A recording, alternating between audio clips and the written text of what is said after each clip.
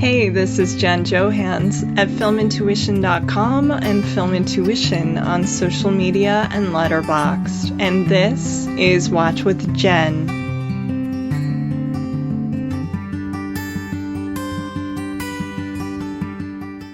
Today's guest is a very good friend of Ace Atkins, Megan Abbott, and William Boyle's. Jack Pendarvis is an American screenwriter, author, and voice actor who was born in Mobile, Alabama, but currently lives in Oxford, Mississippi. He is most known for work on animated programs such as Adventure Time and SpongeBob SquarePants. And he also recently did great work on a series for Cartoon Network called Mystery Cuddlers. Well, Jack, I want to thank you so much for being here. It's an honor to meet you. We have so many friends in common, my goodness. Yeah. William Boyle, Megan Abbott, Ace Atkins. So how are you doing? Fine. How are you? I am doing well. And I know you guys had a pandemic movie club. So what was that like? Oh, well, the way it worked was Ace would say, we all have to watch this movie this week. And we would all watch it. And then we would come back and Ace would say, oh, I didn't get a chance to watch it. Okay. Anyway, that was the general way the club went. Did you guys take turns or was it Ace's picks? Oh, no, it was a different pick each member of the club. Oh, you should have Jimmy Cajolas. He was the other member. You should have him on your show too. And then you'd have the whole club. It would be exciting for everyone. Yeah, have to have a reunion of the club. I was in a pandemic movie club with my friends, Jordan Harper, Jed Ayers, Blake Howard, and Travis Woods. So it was kind of cool. Wow. I was the only girl there, so I know Megan was the only girl. So it was fun to talk about that way. But so Jack, what about your picks? Do you want to shout out any movies that you I can't remember. I know I made everyone watch a Doris Day movie. Megan and I are doing an episode on Doris Day this week. Oh, you are? Yeah. I think I got everyone to watch Your Dream Is Mine, which is one of the musicals. Well, she made not almost only musicals. That's not true, because I bet you and Megan talk about Midnight Lace. Yes. And Julie. And things like that kind of were, the ones where Doris Day is tormented by a. Oh my goodness. And Midnight Lace, it's like Wait Until Dark, but with Doris Day. Yeah. Right. And she can see, unlike Audrey Hepburn's character. And I know, and you don't have Arkin and heroin, but other than that, yeah. Good comparison, Jen. Yeah, no, it's good. It's valid. No. Yeah. So I love that you chose Doris Day. You are somebody who loves movies. When we were trying to think of a couple to discuss together, you brought up something really cool that you do, which is you have ranked your favorite movies. How many have you ranked? 400, but it's not looking at the list. And then we should tell everyone, I got you to pick random numbers. Yes. And then we were going to talk about whichever numbers came up. Like a movie roulette, which. Yeah, movie roulette. Yeah. Which I love. I did choose some numbers. I think we landed on like La Dolce Vita or 8.5 or something heavy. 8.5, yeah. And we were like, oof, at the end of last year, no, that's too much.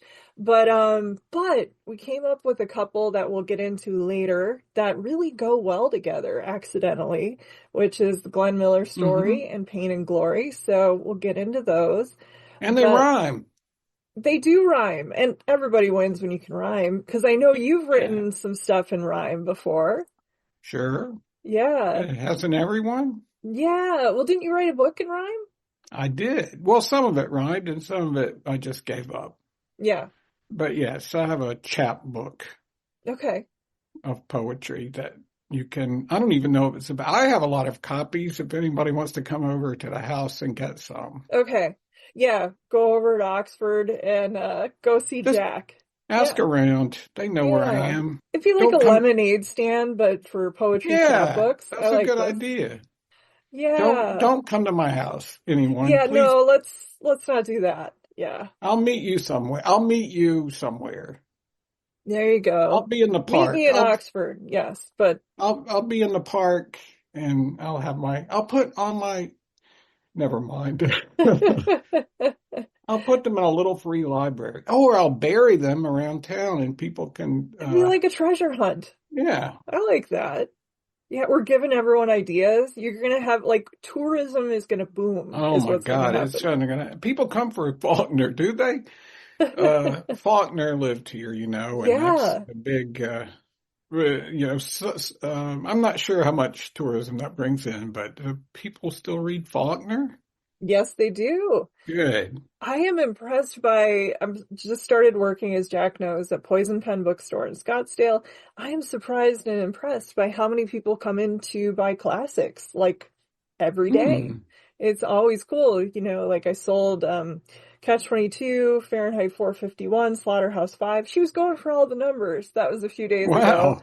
That was really like in one big purchase. And so it's cool that people are still into it. So Faulkner, when you go for the Faulkner Festival, go around town. There's going to be stuff buried or a Yeah. lemonade stand in the park, but for poetry, chapbooks, And we everybody have a lot wins. of people doing cosplay as Faulkner walking Oh, around. That's really? not true. I don't know. They We should do should that. say that, and then people will show up Yeah. and do Faulkner cosplay. Come as your favorite Faulkner character. What a terrible idea.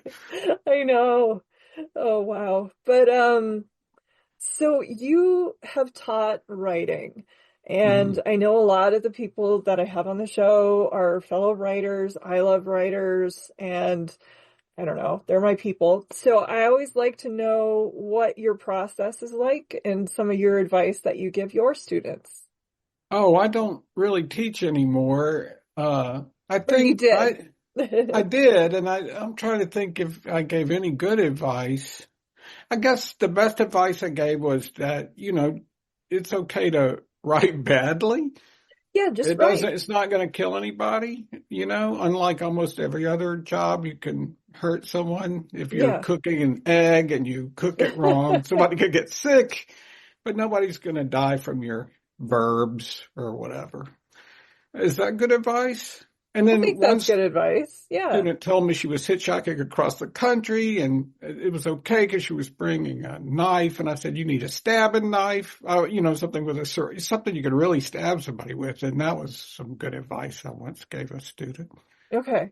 Don't you Yeah. think? You don't just have a butter knife Not if you're if you're hitchhiking. Yeah. hitchhiking across the country. Yeah. And this is true, I never heard from her again, but I'm sure she's fine. And if you're She's out listening. there, She's out yeah. looking for your chapbooks. Oh, sure. Yeah, Maybe. that's what's happening. Yes. Well, I do like that. Do you write every day? Not really. I mean, I just finished something that I Okay. worked on pretty steadily. I kind of gave up for a while and Took a break. thought You I'm wrote just a gonna. bunch during the pandemic. I was reading an interview. Uh, You wrote like 5 books or something? yeah, I wrote a lot of books. I mean, I wrote plenty. Really, I should just stop. It's fine. No. There's plenty of things for people to read. Look at all those books behind you. The I home know. listener can't Yeah. see this, but there No, are stacks. And look, there's some books behind me too. You know, exactly. there are plenty of books in the world. There are. And you trade them and you cycle new ones back and Hmm. forth, that kind of thing. Yeah. So you also, so you've written solo and you've worked in television. So you've written for Hmm. shows like Adventure Time, SpongeBob SquarePants. I want to get into Mystery Cuddlers. So what is that like being in a writer's room versus alone besides like, well, there's people there, Jen. So what's There are the people there. collaborative process like? I enjoy that really probably more. I don't know if that's true. They're different, but Yeah. I really do enjoy writing with other people. I've been really lucky as far as the writers' rooms I've been in. I've gotten along with everyone really well. I can imagine it wouldn't be pleasant No. but in my experience, it's kind of like being in a band in Hmm. that, I don't know how it's normally done. I've just been in a few, but we all write together on a Google document, so it's everyone writing sort of at the same time, sort of like you're in a band and you're listening to what the other person is doing and you're complimenting that, and you just have to pay attention and learn to listen to what other people are trying to put into this thing you're doing. And I really enjoy that aspect of it. So you're writing the script in a Google Doc? So is there like 10 people at a time trying to get the best timeline? I've been in very small writers. I'm sorry to interrupt. I've been in very small writers' rooms. 4 is about usual, and then sometimes just me and one other person. Oh, that's good. Yeah, that's probably easier. I don't know. It depends. It's an odd. I don't think my experience is typical, probably, but I like it a lot. Yeah. In fact, I just wanted to do that. I kind of wanted to just stop writing books and just do what I was doing and enjoying with other people. Yeah. Mm-hmm. Yeah, it's kind of good. It sort of sparks your creativity. Everybody does things a little differently, or their brains work in new and unique ways. And so that's really cool. I love that idea. So Mystery Cuddlers, how did that come about? I watched it. It is on YouTube. I'll be sure to link to it when I post this. It's just an adorable, really funny. You have amazing vocal talent. So I'm going to let you take it away on how you got the idea and how that came about. Well, gosh, it's one of those things. We were working on it for a couple of years, really. So it's hard to remember exactly. I want to say Penn and I, the other Pendleton Ward, who co-created the pilot with me, we were always trying to think of things to write together. And I'd written a book called Sweet Bananas that it was about marriage, you could say, roughly. And Penn sort of liked the tone of that. And we had always talked about doing some kind of we both enjoy like Columbo and Murder, She Wrote and things like that. So we talked about those sorts of shows. And somehow all that came together into this idea. And, we pitched it and then we got to make it somehow. For anyone listening who is unaware, do you want to sum up the basic premise? It's a retired couple who have decided to become detectives, and they solve, well, so far only one mystery because it's only a pilot, and we don't know if it will go and become anything more than that. But so they solve a mystery. Yes. And maybe more, but just one so far. Yeah. Okay. And I mean, for the vocal talent, you have Pam Grier. That was the most exciting. I mean, everybody. It was exciting to have everybody, but that was really exciting to have, because I had read an interview with her after we made an offer to her. I was reading an interview, and I think she said in it something like, this is a paraphrase, but 99% of the time I turned things down. I was like, well, this isn't going anywhere. That's really flattering. Yeah, that was exciting. And Randall Park, and he's got a great voice. Oh my gosh, the two of them together, it really works. Yeah. Yeah, you never know, and that really did work out great. Because, I mean, both of those people are people who we're not going to ask them to audition. You just want to offer them a part. So you don't really know, are they going to sound the way you imagine they'll sound together? Will it turn out? But yeah, that turned out really nicely, I thought. Yeah, and you've done some voice work on shows in the past. What is that experience like? Are you in a room with other actors? Is it one at a time? I think it's changed a lot since the pandemic, but when I first did a voice role, it was in Adventure Time, which is the first show I worked on. Originally, it was sort of recorded like a radio play. Everyone would be in the room. All the actors in a particular scene often would be in the same room acting off of each other. That's the way I did it the very first time. And Anne Heche played my wife. So I had to act with Anne Heche, the very first thing I ever did. Oh, that'd be a little intimidating. It was, Yeah, but she she's was. done Mammoth and all kinds of stuff, Uh-huh. but she's so funny. I remember really enjoying her in 6 Days, 7 Nights. I don't know if you Oh remember that yeah, one. of Yeah. course. Yeah, a nice screwball kind of throwback, which She she was made very me funny in. really feel comfortable, Oh, and that's she good. gave me emotional things I'm sorry, to work off of. It was nice. It was good. Yeah. No, You that can is edit good. out my sniffing and clearing Oh, my throat. yeah, you're fine. Don't worry Just, about it. just getting there with a. Yeah. No, it's good.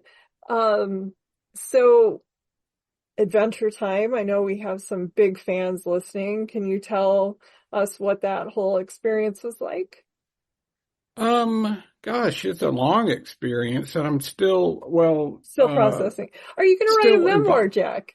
No, No. I mean I could, but then I would have to bury it as well. Yeah, exactly. Um, You run out of shovels and space. yeah, and you break a lot of shovels. I It's do. it's Yeah. cold now. The ground is really hard.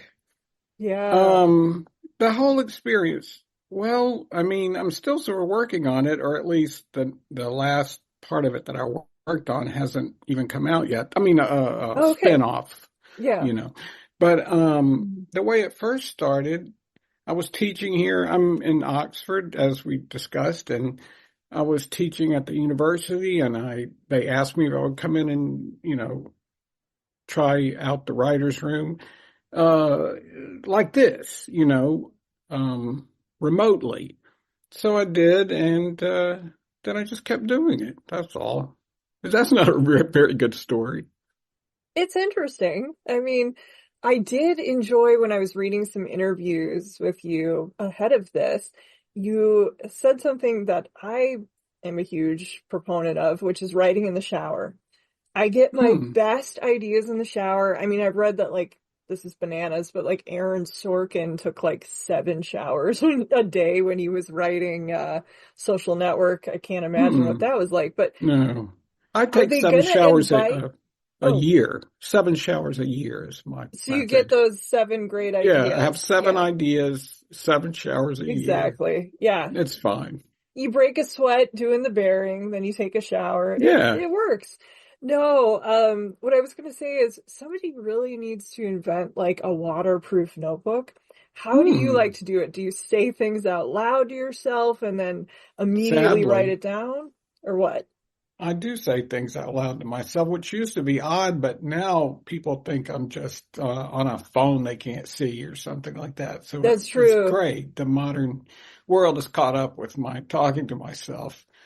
I think all Yeah, writers talk to we do. We talk to ourselves a yeah. little bit. I think it's very normal. Yeah. St. Augustine, St. Augustine couldn't read without moving his lips. I remember, I believe it's in the Confessions or one of his books, that he talks about seeing a monk, some famous monk, I don't remember who it was, or maybe a pope or one of those guys who was reading without moving his lips. And St. Augustine was just astounded. Wow, I can't believe a guy can read without moving his lips. I'm going to write it down in my confessions so everyone can hear about this. That's So amazing. my I didn't theory know is, that. Wow. That's I something don't I even did know. not learn in Wait, Catholic you school. you should never fact check anything I'm saying, but I do think that's vaguely true. What I just said, Okay. I think Hey, it has works for me. Yeah. yeah. Yeah. People don't turn to your podcast for Yeah, we historical don't really have accuracy. a lot of fact checkers on, Good, memories of things you read about St. Augustine. And if we do, I good. mean, what are you guys doing with your life? Come on. No. But yeah, so you love to read. Are you reading anything good? Or have you read anything you would recommend recently? Hmm. Oh, well, Megan and I are in your friend Megan Abbott, who you mentioned earlier, she and I are in a book club of 2 people, and we read what we call celebrity biographies. Not only, but celebrity adjacent books. right now we're reading a book about Lord Byron. I think it's called Ooh. Byron, A Life in 10 Letters. And it takes 10 letters that he wrote and then sort of spins out the story of his life from those. That's what I'm reading right now. And it's full of, exciting material. Just, he has pet monkeys. It's really, that's not the most interesting thing about Lord Byron. He has like a tame bear, a crane, a falcon, some monkeys, cats and dogs. And then he also has affairs with men, women, his half sister. Yeah. And I put my hand beside my mouth. People can't see this, but I kind of did his half sister behind my hand because it's so shocking. There's a lot going on with Lord Byron. Yeah. So that's fun to read about. Yeah, no, that is great. I love that idea of the two of you in a book club of celebrity bios. So have you read anything like super trashy? Or oh yeah, we've covered everything and do you some text really boring back and forth, or do you have like email, we text, yeah. And we've read some truly boring ones and then some really shocking ones. Really, the one about Nelson. Actually, I think your audience is the only one that could possibly appreciate this, probably. But we read one about Nelson Eddy and Jeanette MacDonald, and it was just shocking. Nelson Eddy was, and sorry everybody, but Nelson Eddy came off like a monster. It was, oh my God. Scary. Oh, it was just terrifying. They were just messed up. Wow. I don't think I would have ever guessed that about them. So that's interesting. Me either. I wish I could scrub that one out of my mind. Yeah, but I can't. I know. Yep. Good old Hollywood. You think you know them from like one scene or a movie, or you meet them for 2 minutes at a shopping mall. You don't know. Yes. No, if you meet Nelson Eddy at a shopping mall, run. Run. Is my advice. It's Nelson Eddy. Go find one of his shovels or a butter knife, but like not a butter knife. I apologize, by the way, to his descendants. Yeah, I'm sure they're very nice people. Yeah. But yeah, they probably corrected think relatives' he's awesome. wrongs. Yes.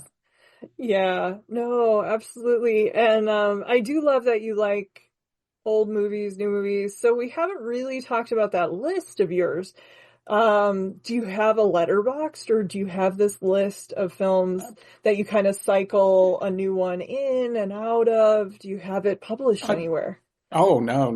It's your private just list. For me, just for something to think about and really looking at it. And particularly when you chose those numbers, I thought, this is crazy. A list is a foolish and frivolous thing. It doesn't really hold up. I thought, how is Pain and Glory, which is really good, how is that number 136? Part of it is you get excited about something in the moment. You're like, I'm shooting that one way up the list, And then Glenn Miller's story, why is that so high on the list? Well, I have some theories about that we can discuss, but it recently dropped a notch, I have to tell you, because we rewatched the original Taking a Pelham 1, 2, 3. Oh my God, I love that. It shot up over Glenn Miller's story and pushed the Glenn Miller story down a notch. It now stands at number 102. Okay. I love Pelham 1, 2, 3. I think it's one of the great films. That score by David Shire. I love it. Phenomenal. We were just, my wife and I were just talking about the score because, I finally feel like I could talk about all these things that that no one cares about except for you. Yes. Which is, my wife and I were watching McHugh, the John Wayne movie. Oh, great. Very similar. I enjoy the hell out of that. Shootout on the beach. That's a good one. Yeah. Oh, sorry. But it has a similar opening theme. And we debated about, and they both came out the same year. So maybe there was just something in the air that went, ba-dum-bum-bum. That's interesting. Ba-dum-bum-bum. You wonder if the composers were buddies or they just had the same idea, we're on the same wavelength. But McHugh, I thought was actually really fun. I loved the shootout on the beach. There was the thing in the alley that was really exciting, if I remember right. They crush his car between two big trucks. Yeah. Somehow John Wayne survives. I don't want to spoil it. Yeah, exactly. So it's an unusual John Wayne picture. It's John Wayne in like Dirty Harry mode, you guys. So Well, kind of and kind of not. Well, that well, era. he was kind of Yeah. like that. Yeah. In fact, I don't know for a fact, but I'm sure that had to have something to do with the making of McHugh, that kind of character. And it was about it was kind of like a Serpico sort of thing too. Yeah. Hmm. And I don't think I'm really spoiling it by saying that John Wayne survives. Although he does get shot, he does die in a surprising number of his movies, I He think. does. Or Yeah. at least two I can think of. But Hmm. yeah, he survives McHugh. He makes it all the way to the end. I don't think that's a spoiler. No. Again, if you're fact checking St. Augustine and you're mad that we spoiled the thing about John Wayne, like you're listening to the wrong podcast, you I guys. want to see that Venn diagram of Yes, of McHugh people and St. from St. Augustine. Augustine to McHugh. No, that's great. So, which film do you think you want to go into first? Should we talk about Glenn Miller's story? Yeah, why not? Okay. I was just thinking So, about why it was so high on. Oh, yeah, go I ahead. mean, Go ahead. I love director Anthony Mann. I'm going to be doing Mm-hmm. an episode on Anthony Mann westerns, which are my favorite. I Oh, did I one love them. on his noir pictures like a while ago, a couple seasons ago. Mm. But yeah, huge fan. I love his collaborations with Jimmy Stewart. I was just sent the new Criterion for Winchester 73. I still need to watch the new Oh. disc. Yeah, so I was really excited that I got an Anthony Mann, Jimmy Stewart film. I saw this one for the first time probably like a little bit over 20 years ago when I moved to Arizona. My grandma's sister had this old collection. She loved John Wayne too. She Mm. loved westerns and old movies, and she had a big video collection still. And so she loaned me a bunch, and one of them was the Glenn Miller story. Yeah. And, Mm. she really loved, June Allison and the music. So I remember really liking it, but I had not seen it since. So it was a good excuse to watch it again. Well, I came across it on television. I'm much, much older than you or anyone I know. And these movies used to come on television, and there Yeah. were only three channels, so sometimes I would end up You had to watching get it. up to go change the channel on the You TV. did. Yeah. No remote So control. there was only the Glenn Miller story and whatever else was on, which I guess I didn't think was as fun as the Glenn Miller story. Oh, my mother loved June Allison too. You mentioned, did you say Yeah. your grandmother loved June Yeah, my Allison? grandmother's sister who had all Oh, those grandmother's movies. sister, yeah. Yeah. Yeah, my mother had June Allison paper dolls, so Oh, yeah. And she's really good in this movie, by the yeah. way. But so I saw it on television, and it just had a huge impact on me for some reason, which is why I think it's so high on my list. But I was a kid, I don't know how old, 10, let's say I was 10 years old. And first of all, I didn't know the story. I didn't know anything about Glenn Miller. Hmm. So, and once again, let's spoil the ending of the Glenn Miller story, but he dies at the end. I had no It, clue either when it I saw it. I was like, shocked me. holy cow. I Yeah. was totally shocked by the ending when I was a Yep. kid. So I think that's one reason it really impressed itself on my mind. And then another thing, of course, was, what was another thing? Hmm. Oh, the love story. Yeah. Yeah, I found it to be confusing and it felt sort of weirdly adult to me. Like these people it was a different relationship than you usually see. It really was. Like she's seeing other people or it's been a few years. It was strange. Yeah. I was trying to figure out how to even describe it because he's sort of the opposite of a stalker. He's like a stalker, but at the same Yeah. Like time, he comes out of doesn't talk nowhere. for Yeah. 2 years at a Yeah. time. And then there's another 2 year gap, I think, in the Hmm. movie. So he'll just call her once every 2 years. And what is She goes that? running. Like I Yeah. would not after 2 years, every 2 years. No. That's why it seems so mysterious to me. Like, oh, maybe this is something adults understand, some kind of weird. Yeah. She's sick. This woman is sick. Just kidding. She's not sick. I know I guess she it's just gets up at like passion. 2 a.m. and goes downstairs. She breaks a date for him, and Yeah. he comes she goes to bed like, well, I'm done with that guy. And he shows up at like 2 or 3 in the morning. She goes downstairs in her curlers, which is really kind of cute, and sits outside. And you see her dad exit with a gun. And you think at first this is going to be like the old, what are you doing bothering my daughter in the middle of the night? And he's just going hunting. He's fine. Yeah.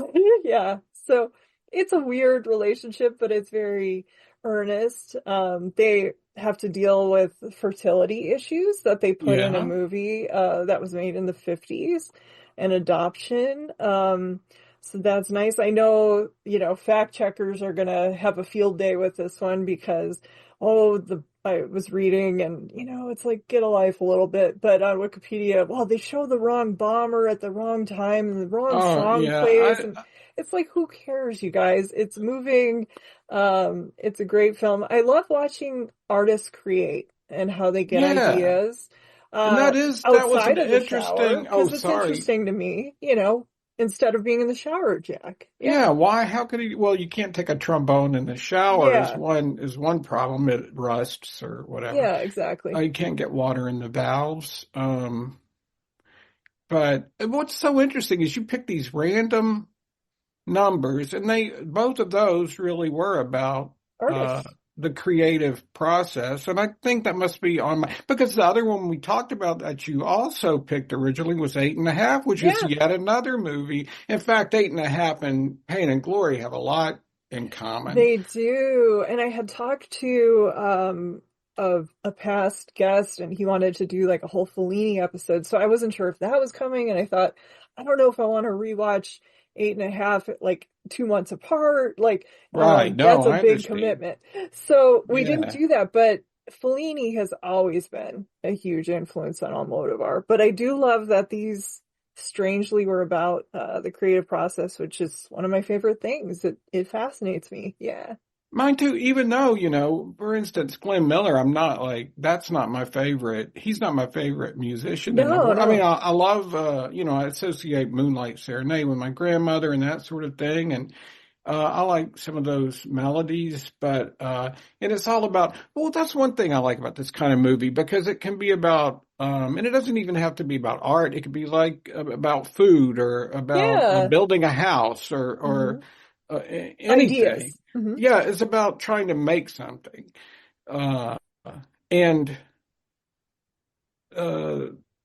Wait, I lost my train of thought. No, they're about the creative spark, the creative process.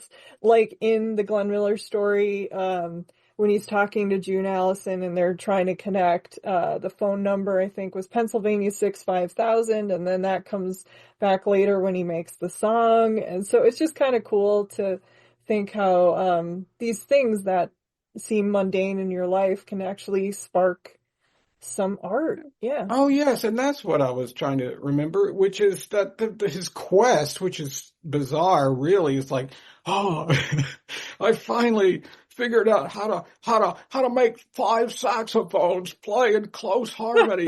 I'm like, wow. So that's what you've been trying to do. It's just an odd quest. Like, you never think, oh gosh, I hope he can harmonize 5 saxophones. Yeah.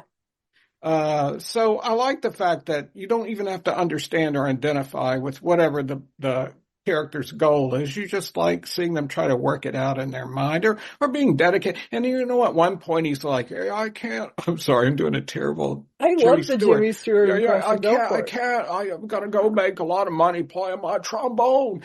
And she's like, no, you have to go to your vision of harmonizing 5 saxophones or whatever. So, but she has an interesting role because she is sort of like his business manager. And she has an important part to play in his whole process. I don't feel like, maybe I'm wrong, and you could tell me what you think, but it doesn't seem like the typical supportive wife. In some ways, it is the typical cliche supportive wife character, but there's something more to her that's really, well, you know what helps? He dies at the end, so that really helps. Helps bring her into focus. In fact, the movie's kind of weirdly beautiful too, like when there's that shot of that misty blue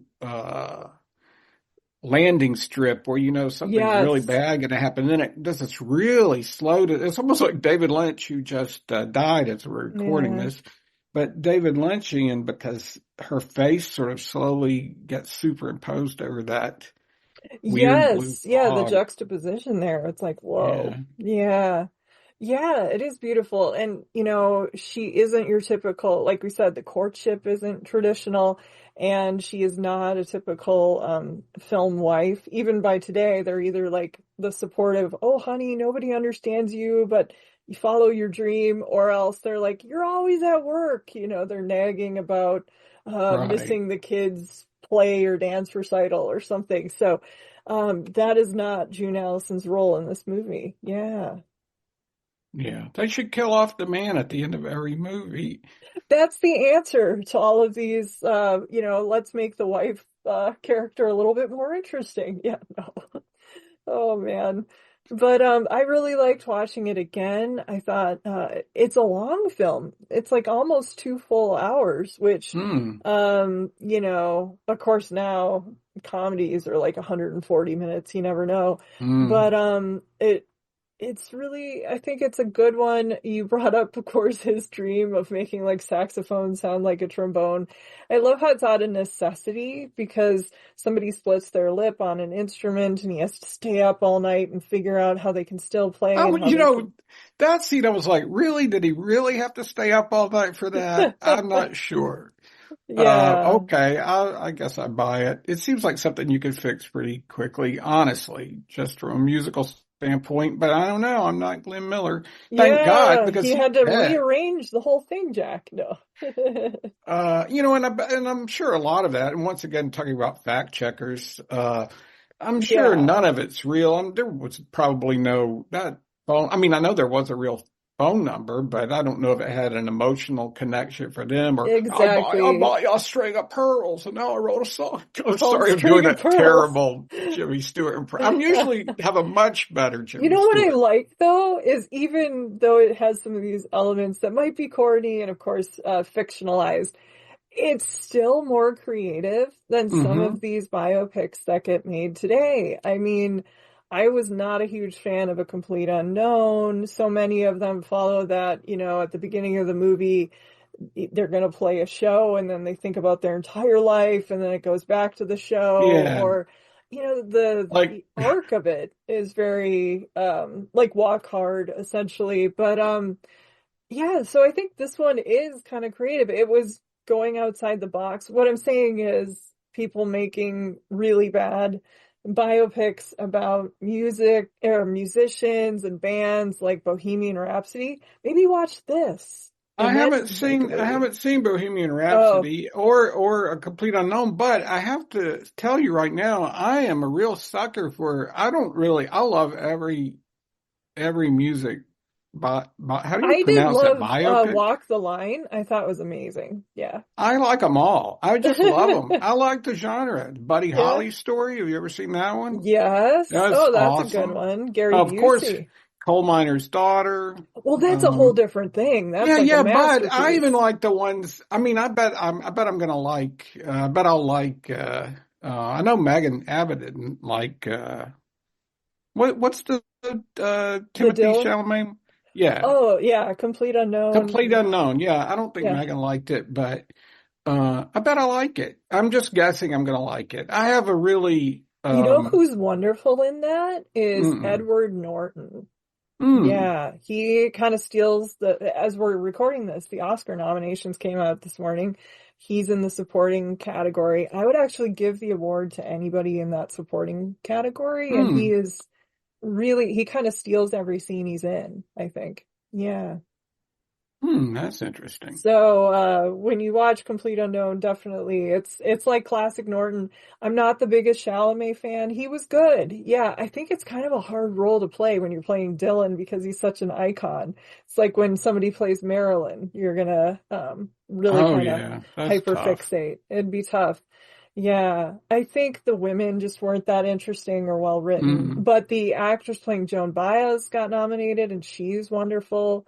So I think you will like it. But what I'm saying is I appreciate Glenn Miller's creative attempts to, even before all these films kind of followed the same thing, kind of go a little bit different and give us, a unique way of looking at someone's life. Yeah. I thought it looked really interesting too. Beautiful. And yeah. It is beautiful. I like the color. I like pretty colors, which is another thing that Pain and Glory also has. Oh my God. I can just stare at this film.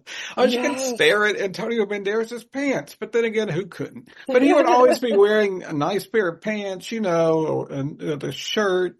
Even when he's in the throes of terrible pain and drug addiction. Yeah, even when he's choking, clothes. He looks amazing. Yeah. No, and I think it's such a good pairing of films, accidentally, but at the Academy Museum in LA, they had this Almodovar exhibition. And basically what the whole thing was, Jack, it was just a bunch of screens and clips from each film. Side by side, and they had a warning, the content and everything, but just walk through and see the glorious colors and what he does with camera and swirling around, and you could just stand there and get lost in it for sure. Yeah. Something I loved about that movie too, and it's different than the Glenn Miller story because it's a made up, it's it's fictional. So, but I love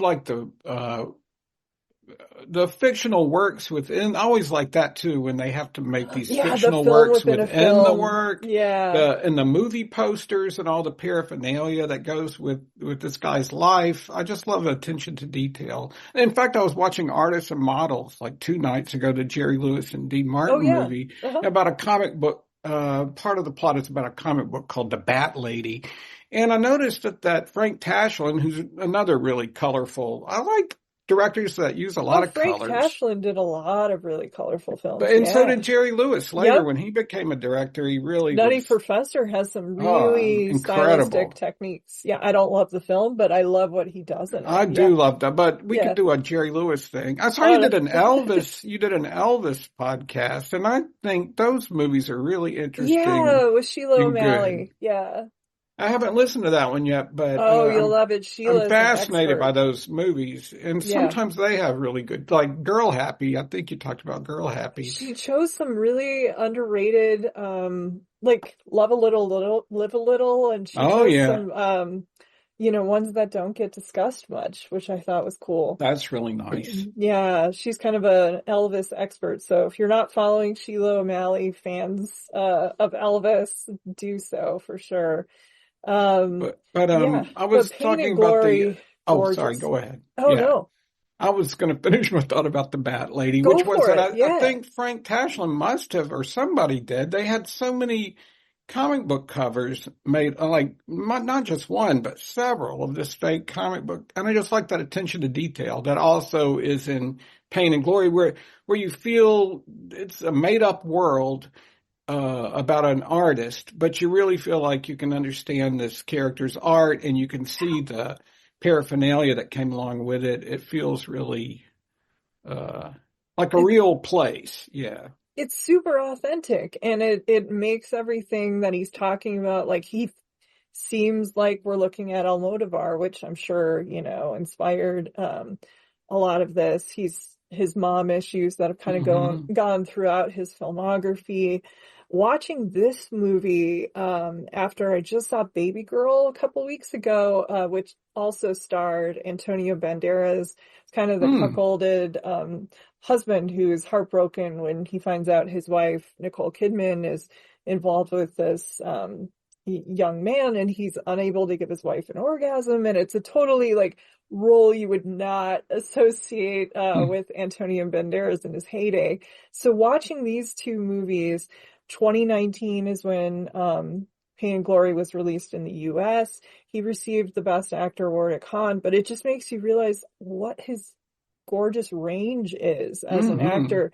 He has so much that he does non-verbally, his reactions, he thinks in character, which is hard to do.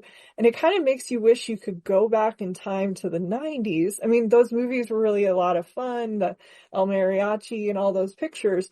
but you wish we could have given him some more dramatic stuff to do in the Well, U.S. I have to say, once again, I'm going to disappoint you with a lowness of my taste, but I like those. I don't know. They don't call them. Yeah, they don't call them direct to video anymore, but we used to call these movies direct to video. Action movies are really cheap and made on the fly, and he makes a lot of those. Or at least he was. Assassins was a lot of fun. Do you remember that one? But I'm talking about even. Oh yes, I actually saw Assassins on my honeymoon, and that's another story. Okay, we were in Taos for our honeymoon, and then we drove to Albuquerque to go to the airport to go back home, and there's a movie theater next to the hotel almost. And look, there's 2 screens. They're playing Assassins and How to Make an American Quilt. And I was like, oh, honey, let's go see How to Make an American Quilt. And my wife, Teresa, said, no, we're going to see Assassins. So, I love both of those movies, actually. I still haven't seen I don't know How to Make an American Quilt because I never saw the movie. Oh my God. It'll make you cry. So did Assassins. Heartwarming. It's beautiful. Yeah. No, you got to see How to Make an American Quilt too. I do have to say, I'm talking. Oh, sorry. I'm sorry. But what I'm saying is, in addition to all of these fun movies that he made, I do wish we could have given him some more dramatic stuff too. Yeah. Well, no. That's just the way life goes, man. And Mask of Zorro, that's a great. That's a lot of fun. I love it. Yeah. I just covered that in a swashbuckling. Yeah, we did a Neo Swashbucklers episode. Oh, that's cool. Because there were a lot of those in the 90s. Yeah. Oh, yeah. I did not see Cutthroat Island, although my wife went to see it with a friend. That was the Gina Davis, Matthew Modine. I went to the press screening. I think it was the first press screening I ever went to. I got like a ticket from Premiere Magazine, and it was at Mall of America in Minnesota. We had to drive really far, and boy, everybody in that packed auditorium walked out of that thing like they just had dental surgery. I didn't hate it. I thought it was fun, but not great. I still haven't seen Cutthroat Island, so maybe I'll do a double. Next time I come on, How to Make an American Quilt and Cutthroat Island. That'll be our double feature for next time. Yeah, I love it. But I think you might not know this because you're mentioning movies that are still pretty. I mean, Assassins. Wait, who else was it? Was Sylvester Stallone, right? Julianne Moore. Yeah, Julianne Moore. Was by the Wachowskis. So there you go. But the things I'm talking about are like something called Security, where he works in a mall. He's a mall security guard. Oh, those kind of ones. Yes. And he has I had to review so many of those, Jack. Oh, well, I love those, is what I'm saying. I like him in everything. He's wonderful. Hey, and he directed a movie based on a novel by a friend of mine, called Crazy in Alabama. Oh, that's right, with Melanie Griffith. I remember that. Yeah, that's right. Yeah. We could talk about that on another day too. Yeah, do the Antonio hour. Yes. But, he's just wonderful in Pain and Glory. I like that it's about somebody who has chronic pain, and tinnitus, because the last person I was involved with had tinnitus and I have chronic pain, back issues. So like watching this movie, it's like, oh, I know exactly. But my God, I remember I saw it with an old film professor who was my Almodovar beard, because a lot of these movies over the past 20 years have been NC-17 or X. And when I was younger, I felt like weird going to those alone. So, when my professor's partner didn't want to go to a movie, he would go with me. And so we saw this one. After he's like, I don't get it. He's just like, all of a sudden, I'm going to try heroin one day. And but he's at that point in his life, I guess, where he just, it deals with his past. He's never gotten over his mother's death. There's a lot going on in this movie. It's very emotional. So do you remember the first time you saw it? Had you heard about all the buzz from Con? No, or had you just wanted to see it as an Almodovar I just like to see every Almodovar film. And every Antonio. Yeah, and I love him, so it's a natural thing for me to watch, and I just was taken with it right away. And I love the ending when you're talking about the create, and it all comes together, which I didn't see coming at all, and it sort of hit me with a certain impact, like certain movies to me, have almost a mystical feeling ending. And that was one of them where I was just really taken with that very last moment. And there are other movies like that, like The Incredible Shrinking Man. But it is. Have you seen The Incredible Shrinking Man? It's got a really crazy mystical. I don't want to spoil it for you. Okay. We'll talk about it another time. I'm going to be on your show every week. Yep, we're just going to keep rambling about movies and St. Augustine, shovels. Yeah. People are going to love it. Is this how it usually goes? I don't know. I'm sorry. You can do something with this. No, it's fun. But yeah, no, I love the creative process. Another thing that I really appreciate in this movie, I know it was really inspired, I guess, by Paul Auster. There's even a moment where he's on his computer and you see an icon that says Paul Auster, which I did not see. I saw somebody mention that online, but the way coincidences kind of work in Auster's fiction, I was a huge fan of his as well. And I like that there's this thing that happens, his formative years, his first desire, we find out as the film goes on, and how people that you might not expect and things that happen in your life can inspire just great, beautiful works of art. Like we see this painting later on in the film, and it goes back to him being a child, and it's just one of the most beautiful moments. And I love the whole conversation in the car when he sees it and he remembers the man who painted it. And the woman he's with is like, well, why wouldn't you look him up or whatever? No. And it's just, it's enough that they had that moment together and inspired each other. And I thought that was really beautiful. Oh, it was beautiful. Great. Yeah. So, what are some of your favorite Almodovar movies? You said you were a fan. Well, Pain and Glory, I think, is 136 on my big list, so maybe it's my favorite one. Yeah. I don't know. It's up there. All About My Mother, that's a good one. That was a good one. I don't know about that one. What's it called? Where Antonio Banderas it's sort of like Eyes Without a Face sort of a plot where he traps the guy and then I'll need to see that one again. Was that The Skin I'm In? Yeah. I don't know about that one. Scary.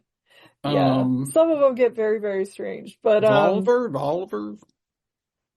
Is that how you say Volver, it? yeah. Volver. See, that was I knew I was going to mispronounce something. One. That was like his circuit. Volver. Yeah, not or Volver. His noir. Yeah, okay. I know. I love that. Yeah. Well, those are some good ones. And Penelope Cruz. Yeah, no, I think she was great. It was nice to see, even though, of course, they don't really get to act together in Pain and Glory, but it's beautiful use of both of those actors that are so essential to him. Yeah. Well, before I let you go, are there any other films about the creative process that you really love off the top of your head? That seems to kind of be a recurring theme. Well, I don't know. This is totally just off the top of my head, but Barton Fink. Yes. Great but film. Artists and Models, the Frank Tashlin movie is about the artistic process. It really is. I don't know. I'm sure there are many others. There are so many more, but at least these are a couple that. And filmmakers love to make those, I think, Yeah, they kind of say that every movie is about movie making, even when you don't think it is, which is interesting. Kind of like writers are always writing about writing. So I like that idea. Yeah. Well, Jack, I want to thank you so much for doing this. You will have to come back. We'll think of some more movies to discuss, another theme. If it's direct to video, if it's movies that are about making quilts, we don't really know yet, but we're going to come up with something. Are there a lot of movies? I don't think there are many movies about St. Augustine that I can. There ought to be. He's pretty. We just inspired wild. Like a whole new run of films, I think. Great. Yeah. Next year's Academy Awards. Antonio Banderas is St. Augustine. Yes, I know. This time it's personal. Eat your heart out. Yeah. All right. Well, thanks so much for being so nice. Oh, this was my pleasure. Thank you. And I'm going to tell everybody again to check out Mystery Cuddlers on YouTube. You can watch the pilot that he co-created. That is a lot of fun. So, Jack, thank you. Thank you. I also want to thank everyone for listening, especially my patrons who support the show and help fund my research, equipment, film rentals, RSS fees, and more for as little as $1 per month at the Film Intuition Patreon, which is the home base for the show. Other ways you can support the podcast are by sharing, reviewing, and subscribing to Watch with Jen wherever you get your podcasts, and also checking out the cool merch store hosted and created by our talented logo designer, Kate Gabrielle. You can find the merchandise store, including shirts, tote bags, stickers, and more by visiting filmintuition.com and clicking on the shop link. The show's theme music is solo acoustic guitar by Jason Shaw and is available in the Free Music Archive. Well, until next time, please take care and happy movie watching. This is Jen Johans at filmintuition.com and Film Intuition on social media and Letterboxd. And this is Watch with Jen.